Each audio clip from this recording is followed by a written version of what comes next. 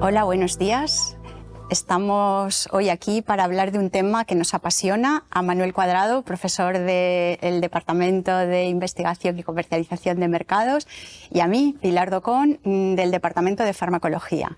Los dos llevamos muchos años de experiencia en la universidad y nos gusta especialmente este tema, y por eso pues hemos encontrado un poco el momento de tener esta charla entre amigos y compañeros, pero con un motivo especial, que es la concesión del prestigioso premio de docencia de la Fundación Educa Abanca, y que le ha sido concedido al profesor Manuel Cuadrado en el año 2022.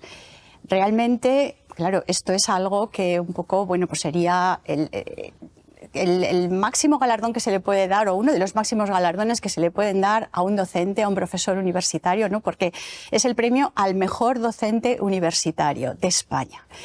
Y la primera pregunta un poco en esta charla, ¿no?, sería ¿qué se siente? ¿Qué se experimenta cuando a uno le reconocen de esta forma toda una trayectoria docente de años con un esfuerzo y un trabajo detrás? ¿Qué pensaste? ¿Qué sentiste, Mané? Cuando recogí el premio el pasado mes de marzo en la Fundación Abanca, en A Coruña, dije unas palabras. Y entre ellas señalaba al principio que no tenía muy claro ser el mejor docente universitario de España, aunque los méritos aportados tras la nominación de los estudiantes me habían llevado a ocupar la primera posición. Lo que sí que tenía claro era que llegar hasta ahí, es decir, el haber conseguido este galardón, suponía, o había supuesto, mucho trabajo, mucho esfuerzo, también mucha pasión, mucha creatividad, algunas dificultades y ciertos desencuentros, pero todo ello me había permitido llevar adelante numerosos proyectos docentes, proyectos reales en colaboración con diversas organizaciones y entidades, transversales, algunos un poco locos, y la mayoría siempre con una finalidad social, inclusiva y a la medida de lo posible solidario. Y eso sí, siempre han estado vinculados al arte, la música, la danza, desde una facultad de economía que sorprende, y en colaboración con colegas de otras universidades, como tú, que he colaborado en alguna ocasión, y también de otros centros educativos. Por tanto, toda esa trayectoria me ha llevado a obtener este premio, que pues lo recibo como un reconocimiento al trabajo desarrollado a lo largo de 3 décadas ya en la Universidad de Valencia. Realmente yo he venido aquí como una amiga de Mané y para hablar de un tema que nos interesa a ambos, pero me han asignado el papel de entrevistadora, así que me lo he tomado de una manera bastante formal y me he preparado aquí unas cuantas preguntas para seguir como un pequeño guión y que la conversación no se nos vaya en charla de amigos, sino que resulte un poquito más ordenada. Entonces, ya conociendo un poco esta que nos has contado, ¿no?, de cómo sentiste ese premio y qué te condujo a él, la siguiente pregunta, claro, viene un poco relacionada, porque realmente este premio no era el objetivo que tú buscabas cuando empezaste a hacer innovación docente. O sea, tú te interesaste por la innovación docente con otro objetivo, con otro propósito, no conseguir un premio. Entonces, yo creo que la pregunta ahora es conocer tus objetivos, el por qué. ¿Por qué te interesó esta faceta del profesorado universitario? ¿Por qué te interesa la investigación en nuevas metodologías docentes? Bueno, como dices, llevo ya muchos años llevando a cabo proyectos de innovación educativa en el contexto de la Universidad de Valencia, también en colaboración con otros centros de enseñanza.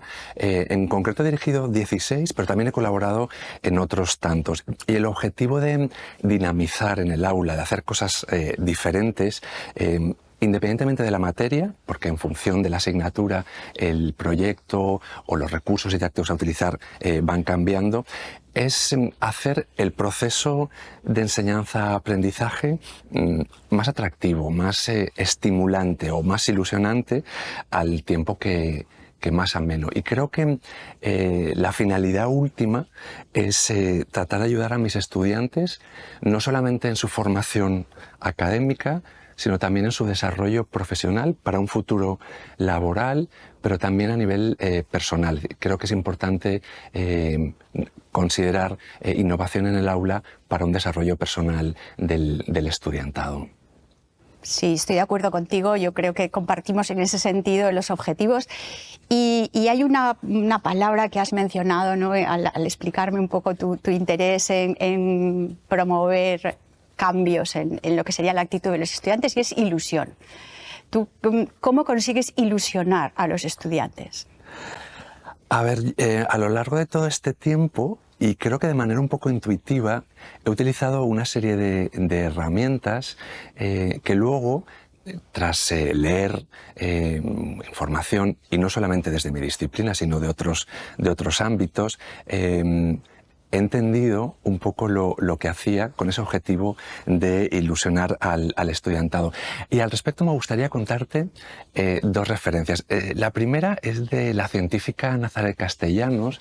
En su libro Neurociencia del Cuerpo utiliza un llamativo ejemplo para explicar cómo funciona la red neuronal del cerebro. Y en concreto habla del bosque de piedra canteada en el estado mexicano de Tlaxcala. Dice que en los meses de julio y agosto se produce un impresionante baile de luciérnagas, y señala que la belleza del dicho espectáculo no reside en la luz o el destello que emiten las luciérnagas, sino en la coreografía de miles de ellas, o lo que es lo mismo, en su sincronización, que es un principio de la biología que luego he descubierto que también se puede aplicar en el aula en relación a los procesos de enseñanza-aprendizaje. Castellanos dice además que en relación a estos procesos, que el aprendizaje es mejor y es más rápido siempre que haya motivación y emoción. Y por otra parte, y haciendo referencia a la poeta Gloria Fuertes, entre toda su obra tiene un breve poema, pero muy sutil, que se llama Cosas que me gustan, y dice que le gusta divertir a la gente haciéndola pensar. A partir de estas dos historias o de estas dos referencias que te he contado, lo que combino es tratar de sincronizar en el aula, es decir, encontrando una relación entre el estudiantado y yo mismo, pero además también motivando, emocionando, divirtiendo, pero reflexionando.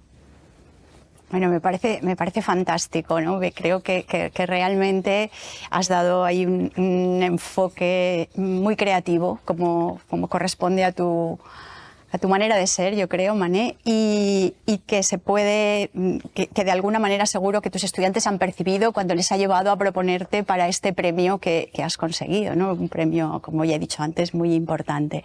Me queda ahora también una cuestión por preguntarte, porque realmente esto sería un poco todo lo que nos has comentado, es la parte positiva de lo que es la innovación docente. Vamos a hablar ahora un poco de las limitaciones, no quiero decir de la parte negativa porque no lo es, pero de las limitaciones con las que nos encontramos hoy en día los docentes cuando intentamos llevar a cabo o emprender algún proyecto que motive a los estudiantes y que los haga participar, ¿no? del proceso docente, que muchas veces se quedan como un poquito alejados y nosotros no queremos esto. Entonces yo creo que hoy en día tenemos un enemigo importante, ¿no? Que es el entorno. El entorno en el que nos movemos pues nos está lanzando estímulos indiscriminados, un exceso de información, una necesidad de consumo rápido de cualquier tipo de información que nos llega, o incluso todo eso nos lleva pues a una pérdida de atención, de capacidad de atención, y lógicamente esto en el aula se traduce en una limitación, en un problema, vamos a llamarle así porque lo es, en un problema. Entonces, ¿qué piensas tú de todo esto? ¿Cómo tratas de resolver este problema? Bueno, como todo, la innovación educativa también tiene, o la docencia en general, también tiene su lado negativo o sus limitaciones, como señalabas. Y has apuntado a la atención. Atravesamos una crisis de atención, o lo que es lo mismo, es decir, bueno, pues el no disfrutar o no aprovechar el momento presente. Es decir, la atención ha venido disminuyendo. No es un fenómeno reciente, esta pérdida, sino que comienza a finales del siglo XIX. Lo que pasa es que la aparición de la tecnología, de Internet, de los teléfonos móviles, de las redes sociales, ha disparado esta pérdida de atención, se ha multiplicado en los últimos tiempos.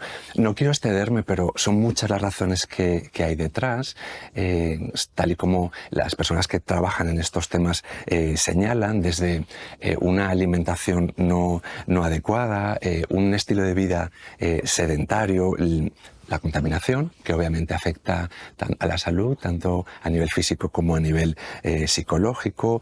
Es también muy llamativo y también condiciona a la atención los mensajes que recibimos continuamente, y además muchos de ellos negativos. Sorprendente la cantidad de información a la que estamos sometidos, y de una manera, como decía, de tipo negativo. Y luego el exceso de producción y de consumo de contenido digital. Si pensamos las redes sociales, las plataformas o las aplicaciones que utilizamos, son muchas, son demasiadas, y eso nos ha llevado a que la atención sea mínima. Pensamos que gracias a la tecnología podemos hacer muchas actividades, muchas tareas, lo que se denomina la multitarea, y sin embargo esto no es así, porque el cerebro solamente puede realizar una actividad. La multitarea consiste en saltar de una a otra de manera veloz y, por tanto, haciendo las cosas de forma muy superficial. Es por ello que esta pérdida de atención hay que tenerla en cuenta, porque produce muchos efectos negativos. Los expertos señalan o hablan de una tormenta perfecta de deterioro cognitivo, porque recordamos menos, estamos más estresados, tenemos una menor productividad, el pensamiento es más superficial, las tareas se realizan de una forma más rápida, y en definitiva ahí se produce lo que se denomina un deterioro cognitivo. Y por tanto, estar en el aula con una situación así es muy complejo. Como señala la psiquiatra Rojas Estapé, estimular en el aula es cada vez más complejo. Hay que utilizar estímulos más fuertes. Sí, estoy de acuerdo, porque además yo creo que es algo que vivimos en el día a día, no en el aula. Estamos viendo cómo los estudiantes nos comparten con su móvil y tenemos que hacer un esfuerzo extra para poder captar la atención en esos momentos que tenemos con ellos, en los que queremos estar transmitiendo un mensaje, pero nos vemos interrumpidos por mucho estímulo externo, cuanto más cuando ni siquiera está el profesor delante y tienen que concentrarse, ¿no?, con un trabajo y demás. Entonces, ¿cuál puede ser o piensas tú que hay solución para esto? ¿Cuáles serían la técnica o los recursos de los que disponemos para tratar de contrarrestar esta influencia que vamos a considerar negativa? A ver, en primer lugar, de todo lo que he leído al respecto, que aparte me gusta, me apasiona y me ayuda luego en el aula, y no solamente a realizar un proyecto de innovación educativa o utilizar un recurso didáctico, sino también a cómo enfocar la explicación de determinados contenidos, pues las personas que trabajan en estas cuestiones nos dan algunas pautas para poder superar esta pérdida de atención y esta dificultad, por tanto, de aprendizaje. Hablan de la necesidad de desconectarse, lo que en inglés se denomina off-grid, es decir, dejar los teléfonos móviles aparte, utilizar o consultar el correo electrónico en un momento determinado del tiempo y no de una forma continua, y aprender a gestionar bien el tiempo, priorizando las actividades en función de su importancia. Hay otra cuestión que me gusta especialmente, y es que recomiendan alcanzar lo que se denomina un estado de flujo, que en definitiva es encontrar la conciencia plena y absoluta ante la realización de una actividad. Esto ocurre con las personas que practican deportes de riesgo, por ejemplo, escalada, en la que tienen que estar excesivamente, totalmente concentrados para evitar cualquier riesgo, cualquier accidente. De esta manera el tiempo pasa velozmente, pero también el ego. Y se trata, por tanto, de, además de trabajar o de estudiar, el poder realizar actividades que nos lleven a esta situación. Recomiendan también la importancia de la interacción social. Hoy en día, con la telefonía móvil, las personas están conectadas a través de a nivel digital, pero hay también que encontrarse y tocarse y, por tanto, socializar haciendo las actividades que consideren importantes. Y, sobre todo, como ya mencionaba anteriormente, la importancia de la sincronización, es decir, el tratar de armonizar entre las personas que no solamente mantienen una conversación, sino también en el caso del aula. Sí, son objetivos difíciles, ¿verdad, Sí. Mané?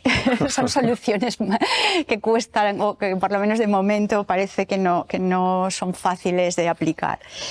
En ese sentido, claro, vamos un poco a lo que sería el aspecto práctico de todo esto. Hemos señalado un poco las ventajas, hemos señalado las limitaciones.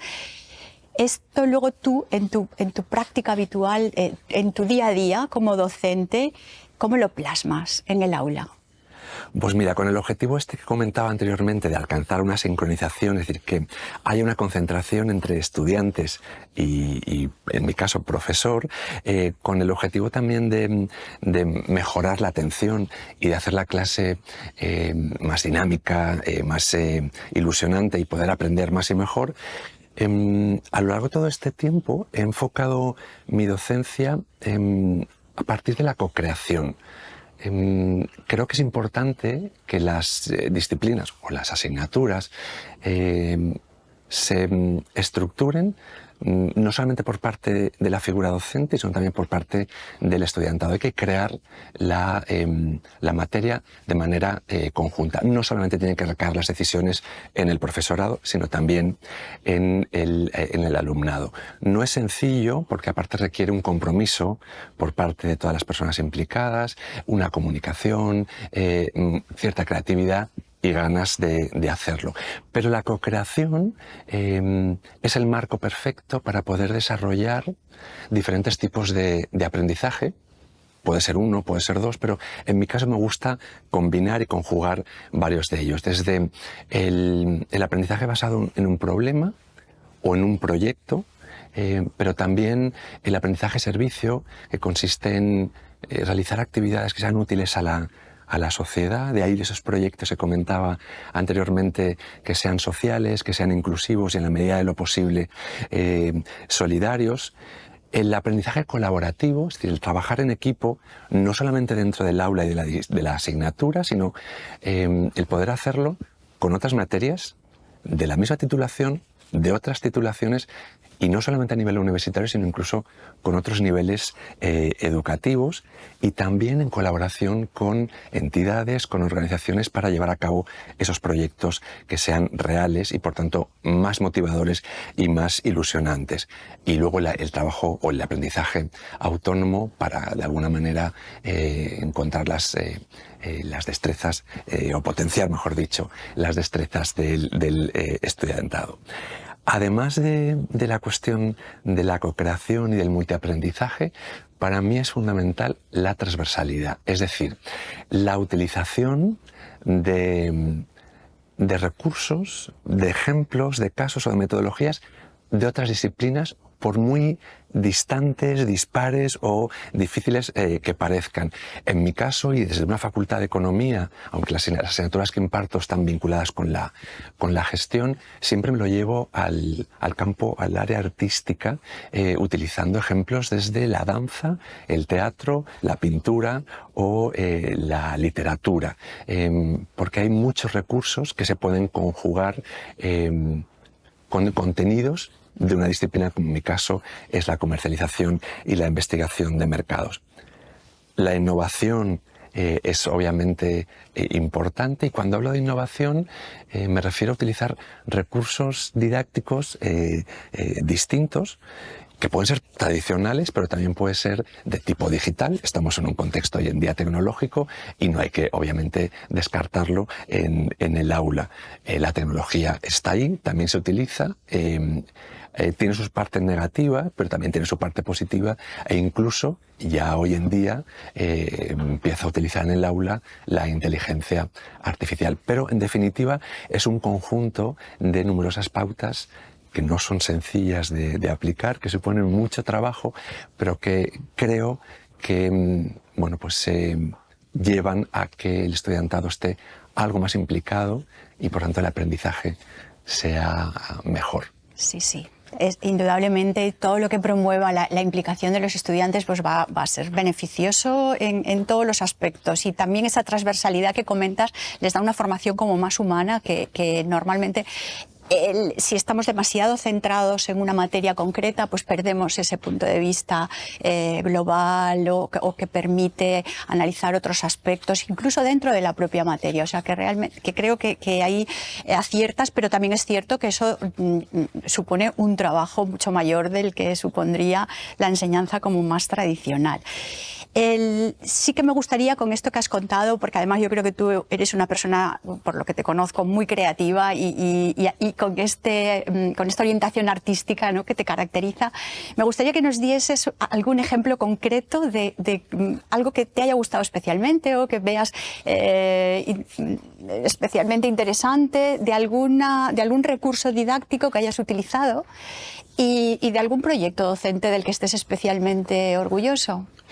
Pues mira, Pilar, recursos he utilizado muchísimos, Sí, claro, que obviamente han ido evolucionando a medida que la tecnología y los recursos nos han permitido cambiarlos.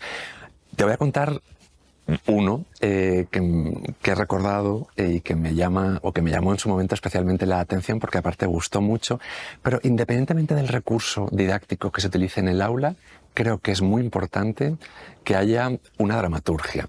Es decir, no solamente consiste en llevar, por ejemplo, un objeto y ponerlo como ejemplo, sino que haya un guión en el que se vaya introduciendo poco a poco y se utilice de manera previa, por ejemplo, la explicación de unos contenidos para que reflexionen acerca, sin saber de lo que vamos a tratar, pero que reflexionen para luego poder entender mejor dichas explicaciones, o al revés, utilizarlo para que se interiorice mejor todo aquello que se ha analizado y comentado. Y el recurso que te quería comentar solamente lo he utilizado una vez en un curso de educación no formal, es decir, para bibliotecarios de la Universidad de Valencia, en los que tenía que, de alguna manera, explicar los principios y las técnicas de nuestra disciplina, que es el marketing, y en el que siempre, pues hay un desconocimiento y una valoración muy negativa. Y lo importante es conocer la realidad del mercado, de los consumidores, que son muy plurales y muy distintos. Y desde las entidades, sean empresas privadas, públicas, entidades no lucrativas, hay que conocer a ese mercado, a ese público, y adaptar los productos, los proyectos, la oferta en definitiva a cada uno de ellos. Y por tanto, me fui de casa con una maleta cargada de manteles, servilletas, cuberterías, vajillas diferentes que tenía en casa, con el objetivo de que, divididos por equipos, tenían que poner la mesa. Y poner la mesa a partir de una finalidad que les planteaba, como era montar la mesa o poner la mesa para una cena romántica, para un picnic, para una cena de Navidad, para una comida entre amigos. Y fue curioso porque el curso lo repetimos, se realizaba tanto por la mañana como por la tarde.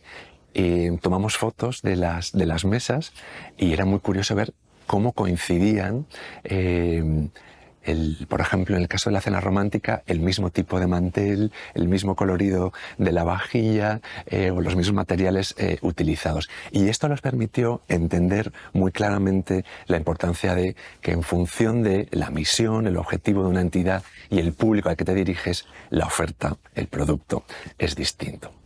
Te voy a contar muchos más, pero tampoco voy a extenderme, y voy a pasar a la segunda parte, que son los proyectos de innovación educativa. Como te comentaba antes, he dirigido 16, todos muy multidisciplinares, muy transversales, algunos muy locos.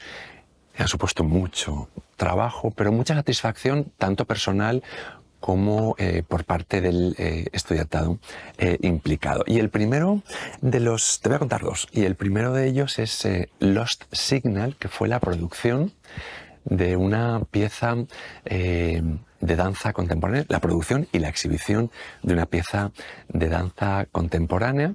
Mis estudiantes de una asignatura del grado de turismo, coreografiados durante 8 sesiones por una bailarina, ensayaron una pieza de danza que además hablaba sobre la alienación de las nuevas tecnologías en la gente joven, y por tanto actuaron como artistas, pero además, y este era el propósito de la materia, gestionaron todo el proyecto. Buscaron la sala de teatro en la ciudad de Valencia para representarla.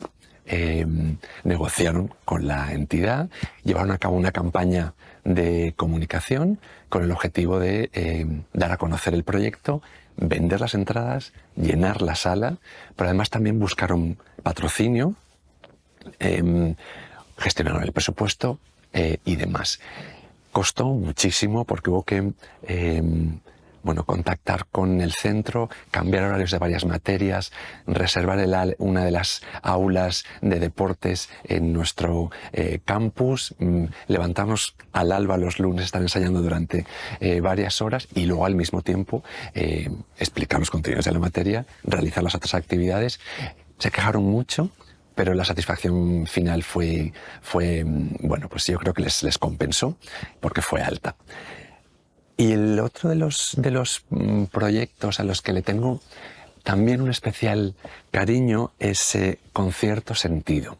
Concierto Sentido supuso también la gestión, esta vez de una experiencia musical multisensorial y la evaluación de dicha experiencia con el objetivo de integrar a personas con diversidad funcional. Esta vez el estudiantado no actuó como artista, sino solamente en la parte de gestión, y contactamos con un grupo de artistas, las Reinas Magas, 8 mujeres, 4 voces, 4 instrumentos que interpretan canciones conocidas, las versionan, canciones en inglés, en castellano, en valenciano, y el público no solamente puede verlas y puede escucharlas, sino que además reparten hierbas aromáticas en la entrada y hay aceites esenciales, de manera que hay una fragancia y por tanto ahí también está conectado con el olfato. Durante el concierto se reparte comida, fruta y verdura para que el público pueda comer y por tanto está al gusto. Y finalmente las cantantes imponen manos en la cabeza, en los hombros al público asistente para transmitir las vibraciones y por tanto está el tacto. Es decir, es un concierto multisensorial y lo que queríamos era medir la experiencia de dicho concierto con gente con diversidad funcional y con gente sin diversidad funcional. Y por tanto también participaron estudiantes de otra materia que realizaron esa investigación a lo largo del cuatrimestre, recogieron la información que además sirvió como parte de una tesis doctoral. Bueno, me dejas impresionada, ¿no?, por el nivel de creatividad y de innovación que introduces en estos proyectos. Ya me gustaría a mí tener algo similar aplicable a las ciencias biomédicas, que es mi campo. La verdad es que fantástico, porque seguro que tus estudiantes con todo eso, lo que decíamos antes, ¿no?, un poco volviendo a lo anterior, han conseguido una formación mucho más completa, más humana y en aspectos que normalmente no abarcarían si no fuera por una actividad de este tipo. Entonces ya, claro, la cuestión un poco ahora es de dónde surge toda esa creatividad, todas esas ideas, cómo desarrollas ese proceso creativo para llegar a este resultado que nos acabas de contar tan fantástico. Bueno, el proceso creativo es un proceso complejo, obviamente diferente en función de cada persona, pero me gusta o me viene a la cabeza una cita o una información que del psicólogo y escritor Ramón Vallès, que una vez le preguntaron acerca de qué consejo daría a una persona cuando empieza aprender en la vida. Y él señalaba, entre otras muchas cosas, que era importante conjugar el conocimiento, por ejemplo en nuestro caso académico, pero también el de la vida, a través de los viajes, de la lectura, de acudir al cine, de ver una obra de teatro. Y creo que de alguna forma es lo que hago. Y creo que mis procesos creativos siguen de alguna manera esta filosofía. Soy una persona muy curiosa y me fijo en todo lo que me rodea, en los pequeños detalles, y en ocasiones muchos de ellos los utilizo para un proceso creativo, pero bueno, para explicar a lo mejor un contenido en el aula, y obviamente luego le voy dando forma a partir del contexto en el que se va obviamente a utilizar dicha idea, ¿no? A partir de los objetivos que me planteo, de la materia, porque obviamente cambia en función de la asignatura. Te voy a contar un ejemplo de cómo desarrollé un proceso creativo que luego llevé al aula. Una tarde de otoño iba paseando, después de una tormenta, por la playa de la Patacona. Una luz maravillosa, la playa prácticamente vacía, y me llamó especialmente la atención las sillas de vigilancia de playa que entonces se utilizaban, porque las han cambiado. Unas sillas altas, esbeltas, de madera, que además, como después de la tormenta el mar les rozaba, ¿no? las patas, y me imaginé, primero la imagen me resultó muy sutil, y me imaginé la posibilidad de encontrar a alguien en ese paseo que pudiera estar cantando arriba. Pues un tiempo después, y en contacto con unas artistas, guionicé una pieza performativa utilizando esa silla de playa, en el que intervenía una soprano, pero también una bailarina de danza contemporánea, para hacer una pieza tratando los recuerdos y las relaciones. Una pieza que además presentamos en el Festival de Teatro Cabanyal Íntim, en el espacio Territory Performance, en el Teatro del Musical. La inauguramos en ese momento, pero luego la utilizamos como recurso en unas jornadas sobre identidad que gestionaban estudiantes de una materia, y que permitió realizar todas las demás actividades a partir del visionado de la misma por parte de todas aquellas personas que se inscribieron a las jornadas. Se realizó un taller con varias psicólogas para tratar la percepción. Luego acudimos a la charla que impartió un neurólogo para cambiar un poco las pautas de ver las cosas. Realizamos después una mesa redonda con artistas que comentaban su experiencia, pero animados con una DJ. Es decir, bueno, el hecho de andar o caminar por la vida viendo pues eso, diferentes realidades, situaciones, y viendo una película, leyendo un libro, una conversación, un café con amigos, con amigas, permite ir estructurando y llevando adelante un proyecto, en este caso docente.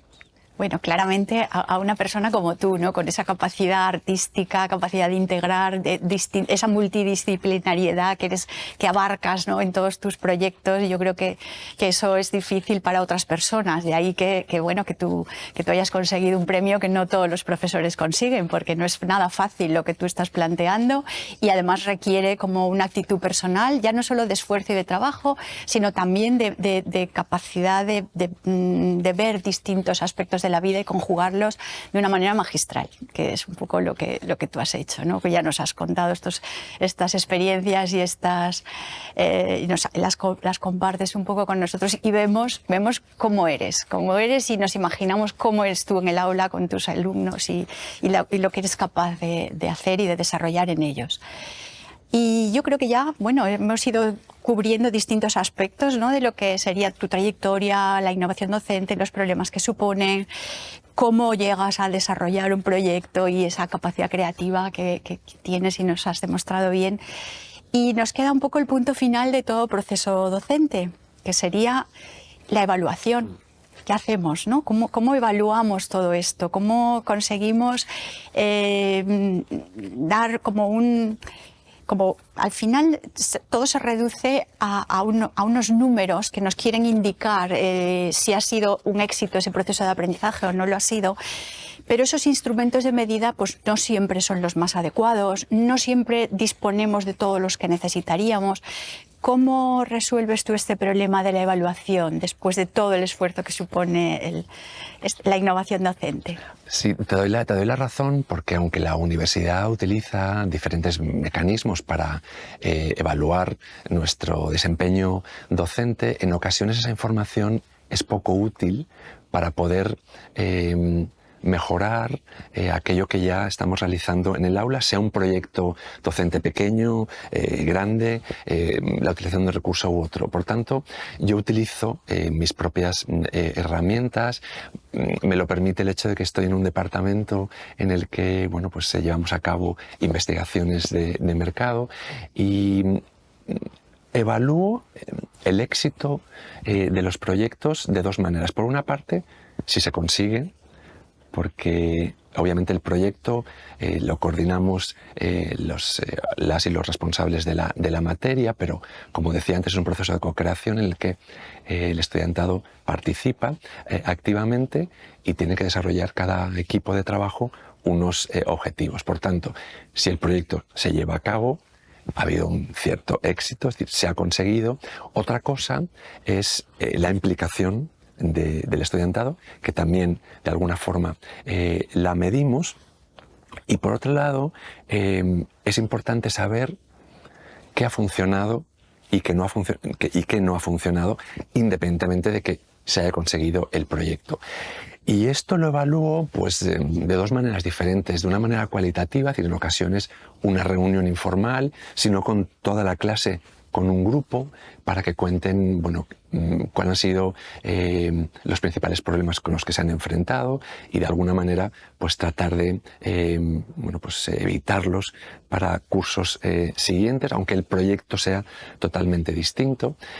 Pero también en ocasiones lo hago mediante un cuestionario, con unas preguntas objetivas y valorando desde las actividades puntuales que hemos realizado o incluso mi labor como docente o en definitiva toda la materia. Esa información la proceso, la evalúo y me sirve para eliminar aquello que no ha funcionado o mejorarlo o incluso replantearlo. Pero también, y me gusta especialmente, lo presento en congresos de docencia, de innovación educativa, para compartir esa experiencia y poder oír voces ya no solamente por parte del alumnado, sino también del profesorado. Claro, vamos, veo que eres muy riguroso tú mismo con tus propios proyectos y que haces un análisis final como tocando distintos aspectos y luego sobre todo muy importante, ¿no? Como lo que tenemos muy claro las personas que estamos en el mundo académico, compartir los resultados y que puedan otras personas pues aprovechar la experiencia que cada uno hemos tenido. Yo creo que con esto pues ya hemos hecho estamos llegando al final, ¿verdad, Mané? Ya hemos tocado distintos temas y ya nos queda solamente quizá hacer como una pequeña reflexión final de lo que es la innovación docente en este momento, de cómo las universidades pues están dedicando mucho esfuerzo para que se actualicen los métodos docentes. Y que también gran parte de ese esfuerzo recae en el propio profesorado, que tiene, como hemos visto, ¿no? Pues que buscar alternativas y trabajar más de lo que se le exigiría en una enseñanza, digamos, más tradicional. Entonces la pregunta es, todo esto, en tu opinión y a ti, en tu caso concreto, pues ya te ha llevado a una situación de excepción, que es el haber conseguido este premio. Pero en el día a día, ¿tú crees que tiene recompensa? ¿Que para ti es positivo ese esfuerzo que se está haciendo en innovación docente por parte de las universidades, tanto a nivel personal como a nivel universitario? ¿Qué piensas? ¿Se están consiguiendo los objetivos? Yo creo que las universidades, y en concreto la nuestra, que es la que más conocemos, sí que es cierto que han apostado por la innovación educativa a través de numerosos recursos, desde los diferentes cursos y seminarios de formación y de reciclaje del profesorado, tanto novel como profesorado ya de años de la casa, pero también a partir de la convocatoria de proyectos de innovación educativa en la que yo he participado en numerosas ocasiones, tanto presentando proyectos como evaluando los mismos, y sí que es cierto que he descubierto cómo ha ido aumentando el número de proyectos. Queda una segunda parte, ¿no? Como comentábamos anteriormente, el evaluar desde la universidad ese trabajo y ese esfuerzo y de alguna manera recompensarlo. Yo creo que es un recorrido, llegará, o espero, con el tiempo, y de momento yo me conformo con la satisfacción personal del objetivo cumplido, ¿no? Y sobre todo no del final, sino del camino, ¿no? De ese proceso de trabajo continuado en el que, como te decía al principio, el objetivo o la finalidad es el desarrollo académico del estudiantado, pero también profesional y personal. Pues yo creo que ya no nos queda más que darte la enhorabuena, Mané, porque nos has demostrado todo lo que, un poco de lo que eres capaz. Realmente eres capaz de mucho más de lo que hemos podido observar aquí, y darte la enhorabuena por el premio que has obtenido de reconocimiento a toda esa trayectoria docente, y darle la enhorabuena a la universidad por contar con un profesor como tú en su plantilla. Espero que sigas esta trayectoria docente, investigadora por muchos años y que podamos compartirla.